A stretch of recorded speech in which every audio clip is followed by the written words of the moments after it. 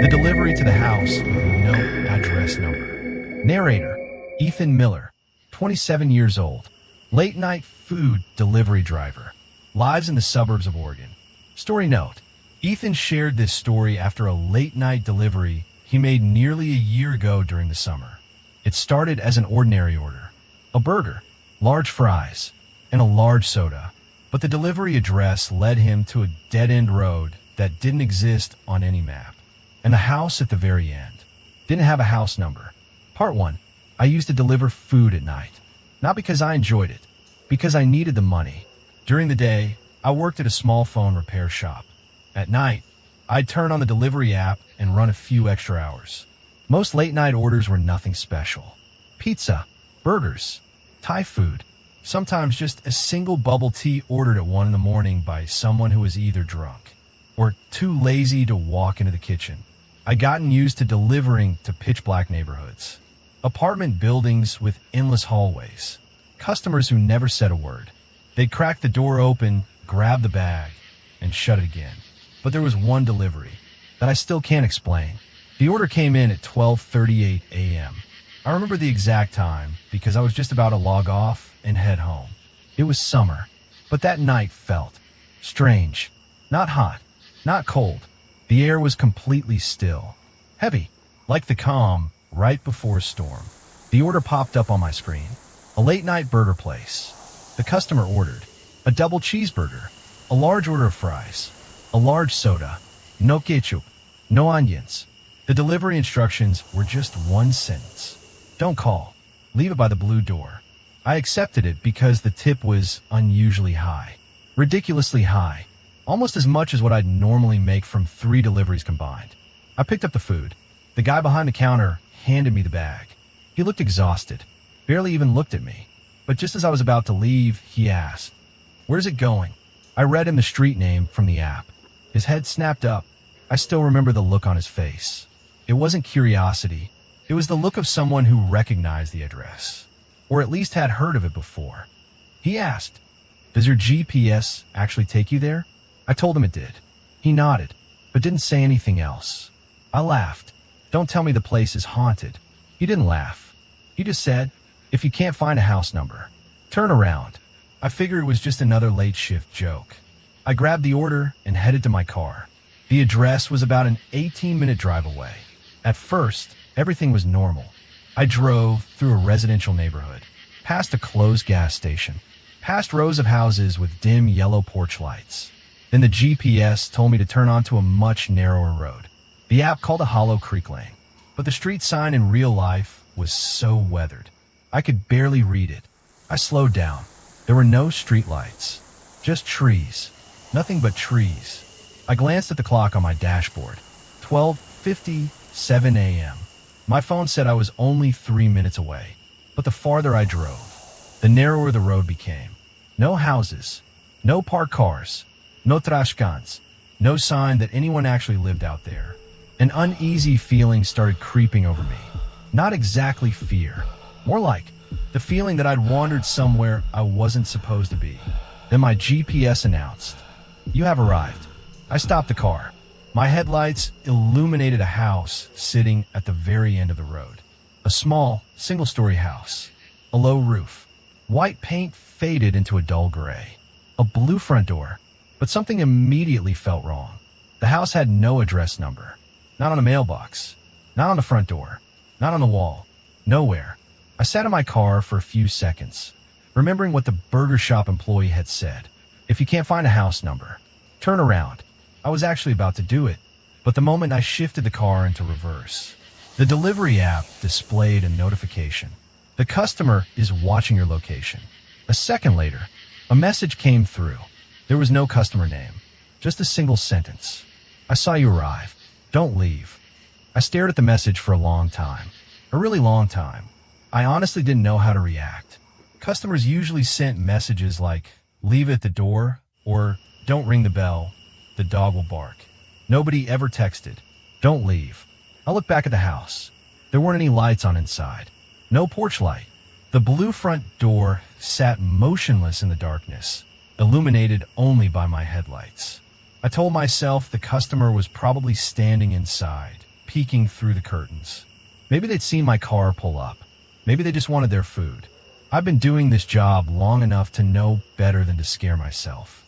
I grabbed the bag and stepped out of the car. The moment I shut the door behind me, I realized how unnaturally quiet it was. No crickets, no wind, no rustling leaves. Summer nights in rural Oregon are never silent. There's always something, but not here. It was as if someone had muted the entire world. I walked up the cracked concrete path leading to the house. Grass pushed through the broken seams. On the front porch sat a pair of children's sandals. Tiny, bright yellow. One was neatly placed. The other lay upside down, smeared with dried mud. I set the food in front of the blue door, just like the instructions said. Then I took the delivery photo. Upload failed. I tried again. Same error. I stepped back a few feet, hoping to get a signal. Nothing. Not a single bar. It didn't make any sense.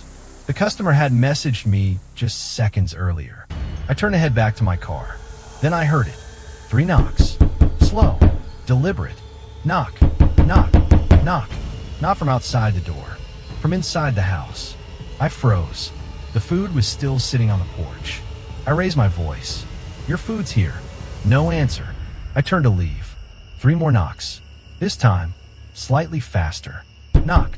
Knock. Knock. I don't know why I turned back toward the door. Maybe I thought the customer was trapped. Maybe they were elderly. Or maybe, I don't know. I called out. Sir, are you okay? Silence. Then my phone vibrated. The screen lit up. I still had no signal. Yet somehow, another message came through the app. I'm not behind that door. Every hair on the back of my neck stood up. I looked at the blue door, then back at my phone. Another message appeared. Don't look at the window on the left. The second I read it, my first instinct was to look left. I know, that sounds stupid, but whenever someone tells you not to look, your brain does the exact opposite. There was a small window to the left of the front door. The curtains were closed, except for a tiny gap where they didn't quite meet. Through that narrow opening, I saw an eye, a human eye, staring directly at me.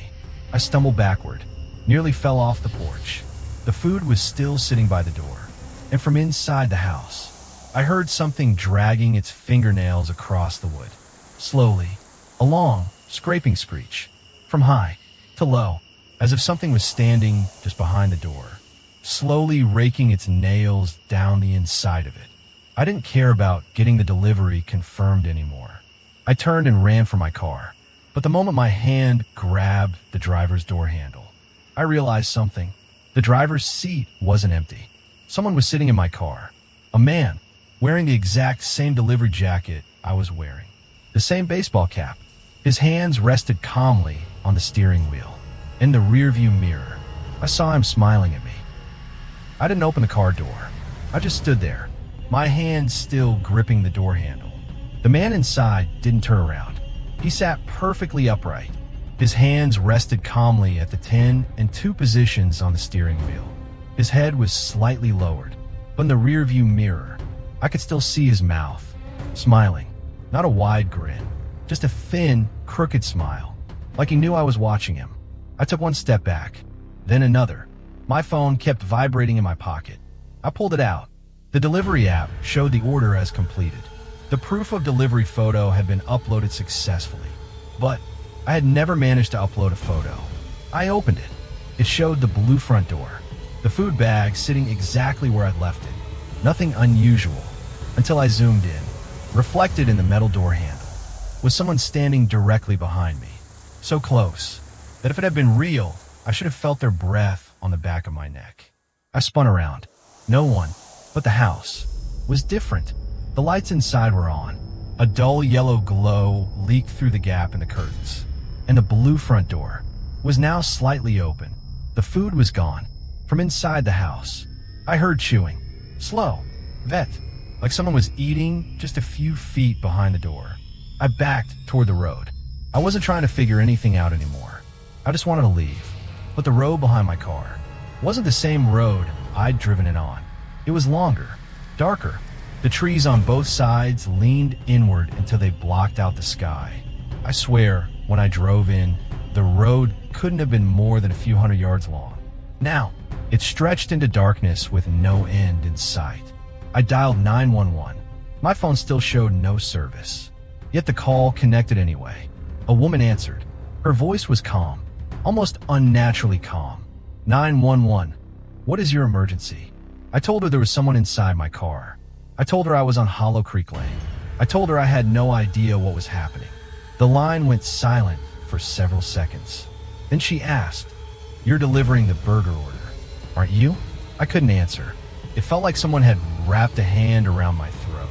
She continued in that same steady voice. "Don't go back to your car. The person sitting inside isn't you." I looked toward the car. The man in the driver's seat slowly turned his head. Very, very slowly. He didn't turn his body, only his head, farther than a human neck should ever turn, farther than it was ever meant to. And when his face came into the glow of the dashboard, it was my face. Not similar, not someone who looked like me. It was me, just older, sunken eyes, gray skin, and that same smile, still stretched across my face. I stumbled backward and tripped over something. My delivery bag, but I distinctly remembered leaving it inside the car. Without thinking, I unzipped it. There was no food inside, only an old cell phone with a cracked screen. A video was playing. It had been recorded from inside my car. The camera was sitting in the passenger seat. In the video, I was driving down the same road, but it wasn't the night I'd just arrived. It was daytime. The sun was blazing. Sweat covered my face. I kept glancing into the rearview mirror, like something was chasing me. Then I looked straight into the camera and said, "If anyone finds this, don't accept deliveries to the house with no address number." The video suddenly shook. Something slammed hard against the driver's side window. The version of me in the video screamed. The screen went black. Then a single line of text appeared. Recorded 3 days ago. But 3 days ago, I've been working at the phone repair shop. I was absolutely certain. I'd never been here. I'd never recorded that video. I stood frozen in the middle of the road. The 911 call was still connected. The woman's voice came again. Quieter this time. Closer, as if it wasn't coming from my phone anymore. "Ethan."